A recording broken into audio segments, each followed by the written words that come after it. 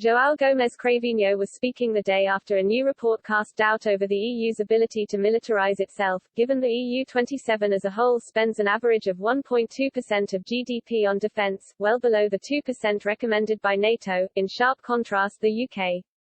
However, Mr. Cravinho, Portugal's defense minister, appeared to brush aside such concerns in his interview with Politico's Playbook Bulletin.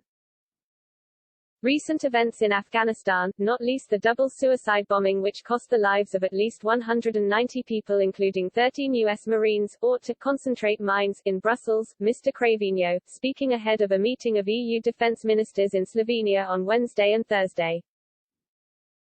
He added, "We cannot remain adolescents forever. We have to, at a certain point, stand up and say we assume responsibilities. That time has come." Mr. Cravinho insisted he did not use the phrase strategic autonomy, because it has become so divisive.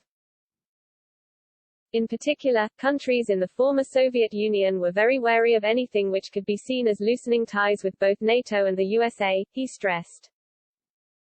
He insisted the plan was to work, in very close cooperation with NATO with the United States. Nevertheless, he emphasized, not being dependent on others for issues that are vital interests for us, adding, "This is part of a process of building Europe."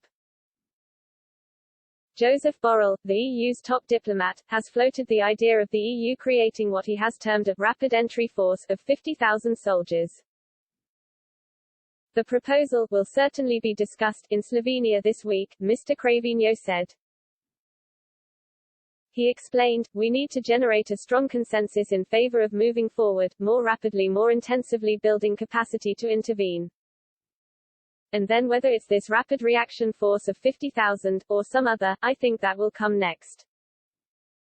More will be known, in the next couple of months, because EU countries were preparing the strategic compass, in other words, a document outlining the defense ambitions which will be unveiled during next year's French presidency of the bloc, with a first draft due in the autumn. As such, armed forces were just one part of the equation," he stressed, pointing out a need to better understand how different instruments can work together, given that armed forces have to be anchored in a state. While not going as far as Mr. Macron, who has described NATO as brain dead, he Craving added, "There is a real problem of dialogue in NATO." Yesterday's Facts for EU report used Eurostat figures to show the UK currently spends 2.0% of GDP on defence, one of just 3 European nations to do so, the others being Estonia 2.1% and Greece also 2%. Commenting, former Brexit Party MEP Ben Habib told Express.co.uk, "One of the reasons the West's influence has been diminishing across the globe is because for too long Europe has been spoilt by the US. Spoilt by the US putting its protective blanket around our continent."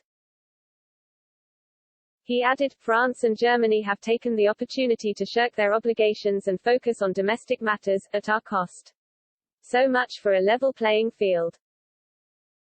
The only saving grace of the EU's military weakness is their emerging army is unlikely to be a threat to us for a while yet."